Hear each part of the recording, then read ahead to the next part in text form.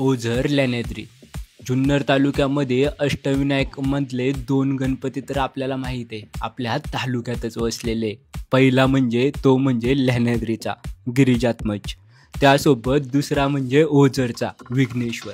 हे कोणाला नाही माहिती, हे सगळ्यांना माहिती आहे. तर मंडळी, आज आपल्याला ही जी काही 2 देवस्थाने होती ना, ती आपल्या कावळ्याद्वारे पाहायची होती. नेमकं कावळ्यातून ही मंदिरे कशी दिसणार आहे आणि आपल्याला ह्या मंदिरांकडे बघितल्यानंतर कसं वाटणार आहे, हेच कुठेतरी आपल्याला आज पाहायचंच होतं. मंडळी, नुकतंच पाऊस पडून गेलेला, वातावरण एकदम चिल झालं होतं, गारगार झालेलं. त्या टायमाला आपल्या कावळ्याला लेण्याद्रीचा गणपती असा काहीतरी भासत होता. मंडळी, जर तुम्हाला गिरिजात्मज गणपतीचं दर्शन घ्यायचं असेल तर 1,500 ते 2,000 पायऱ्या चढून तुम्हाला देवाच्या गाभाऱ्यात प्रवेश भेटतो आणि तिथे गेल्यानंतर तुम्ही एकदम आनंदात आणि शांततेत दर्शन घेऊ शकता.